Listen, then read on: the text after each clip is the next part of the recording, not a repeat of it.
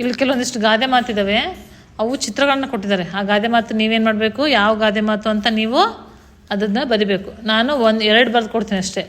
ಉಳಿದಿದ್ದ ನೀವೇನು ಮಾಡ್ಬೇಕು, ಅದನ್ನು ಕಂಟಿನ್ಯೂ ಮಾಡಬೇಕು, ಬರಿಬೇಕು. ಫಸ್ಟ್ ಒನ್ನು ಏನಿದೆ ಇಲ್ಲಿ? ಅಲ್ಲ, ಇದೇನು? ಹಸು ಇದೆ. ಹಸು. ನೆಕ್ಸ್ಟ್ ಏನಿದೆ? ಕಪ್ಪು. ಕಪ್ಪು. ಇದೇನು? ಹಾಲು ಬಾಟಲು. ಇದು ಕಪ್ಪು. ಹಾಂ, ಏನಿರ್ಬೋದು ಹೇಳ್ರಿ ಗಾದೆ ಮಾತಿದು?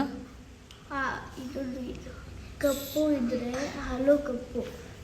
ಹಸು. ಆಕಳು ಕಪ್ಪಾದರೆ ಹಾಲು ಕಪ್ಪೆ. ಆಕಳು ಕಪ್ಪಾದರೆ ಹಾಲು ಕಪ್ಪೆ. ಹಾಂ. ನೆಕ್ಸ್ಟ್ ಒನ್ನು ಏನು? ಆನೆ. ಇದು ಆನೆ ಇದೆ. ಭಾರ, ಭಾ ಅಂತ ಇದೆ. ಇದು ಆನೆ.